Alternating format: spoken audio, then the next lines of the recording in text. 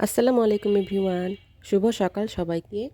তো যে যেখানে আছেন হয়তো আপনারা সবাই ভালোই আছেন আল্লাহর রহমতে। আমরাও আপনাদের দোয়াতে অনেক বেশি ভালো আছি।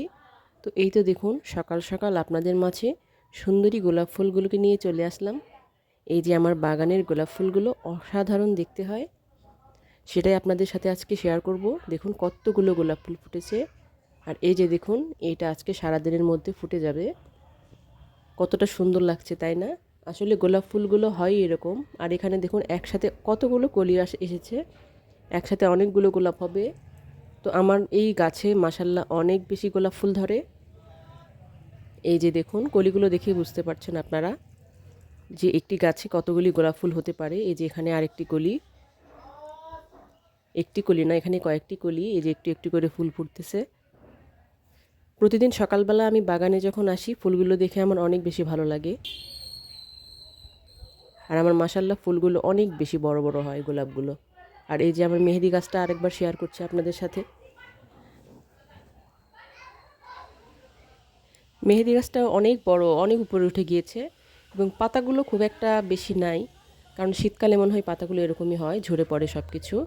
আর বর্ষাকালে দেখব যে গাছের পাতাগুলো অনেক সুন্দর তরচা দেখা যায়। আর এখানে দেখতে পাচ্ছেন যে আমার কিছু অ্যালোভেরা গাছ। এগুলো তেমন যত্ন নেওয়া হয় না তো, যার কারণে যে এরকম, তারপরও হয়ে আছে মাশাল্লাহ অনেক মোটা মোটা হয়েছে। এগুলো আমার তেমন কোনো কাজে লাগে না। আর এই যে দেখুন সেই আমার পেঁপে গাছগুলো, পেঁপেগুলো ঠিক ওই একই সাইজের হয়ে আছে, কারণ শীতকালে তো পেঁপে বড় হয় না, সেটা আপনারা সবাই জানেন। আর এই যে দেখুন একটি পেঁপে হালকায় পেকেছে, এটা পেরে নিয়ে যাব, তা না হলে পাখি খেয়ে নেবে। আর পাখি একটু কামড় দিলে তো সেটা আর খাওয়া যায় না, এই জন্য।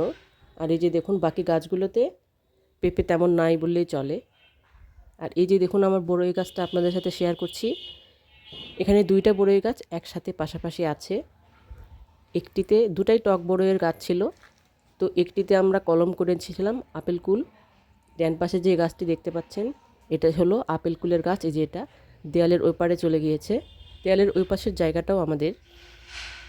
তো যাই হোক ওই পাশে চলে গেছে, ওটা আপেল কুলের বড়ইয়ের গাছ আর কি, কলম করেছিলাম আমরা টক বড়ইয়ের ডালে। তো বড়ইটা তেমন খাওয়া হয় না, আসলে পোকা হয়ে যায়। আর এই যে দেখতে পাচ্ছেন এটা হলো টক বড়ই, এটা যথেষ্ট টক, যেটা এমনিতে খাওয়া যায় না, আচার করার জন্য পারফেক্ট। আর এই তো দেখুন ওই পাশে আরেকটি বড়ইয়ের গাছ আছে, যেটা অনেক বেশি মজা খেতে। এই যে এটা একটা, এই গাছটা নিজে নিজেই হয়েছে, আমরা লাগাইনি। ওই বড়ইয়ের গাছগুলো নিজে থেকেই হয়েছে। তো ওই তো দেখতে পাচ্ছেন এই গাছটা, চারপাশের গাছগুলো এত চাপা হয়ে গিয়েছে যার কারণে গাছটা মেলতে পারে না। কিন্তু এই গাছের বড়ইটা অসম্ভব মজা, টক বড়ই, তবে এতটা টক না, খেতে অনেক মিষ্টি, টক মিষ্টি আর কি। আর এই যে আপনাদেরকে একটু জুম করে দেখাচ্ছি, বড়ই এসেছে, আপনারা বুঝতে পারছেন কি না জানি না। এই গাছের বড়ইগুলো অনেক বড় বড় হয় এবং অনেক সুস্বাদু খেতে। তবে দুঃখের বিষয় গাছটা অনেক মেলতে পারে না বলে গাছটা অনেক ছোট। আর ওই যে দেখতে পাচ্ছেন দেয়ালের ওপাশে কলা গাছ, ওই পাশের জায়গাগুলো আমাদের। ওই পাশে হলো মেহগনি গাছ এবং কলা গাছ লাগানো হয়েছে, কলা বাগান বলা যায়। তো আমাদের গাছের কলা আসলে এবার আপনাদেরকে সাথে শেয়ার করব। শীতকাল তো এখন ওইভাবে কলা তেমন পাওয়া যায় না, তবে প্রচুর পরিমাণে কলা আসে। আর এই যে দেখুন সেই ডালিম গাছটি, আসলে গাছের সেভাবে যত্ন নেওয়া হয় না তো, এই সময় একটু গাছে পানি দিতে হয়, আমার সেভাবে যত্ন নেওয়াটা হচ্ছে না, যার কারণে হয়তো এই অবস্থা। তো ভিডিওটি ভালো লাগলে একটি লাইক দিবেন। আজকের মতো এই পর্যন্তই।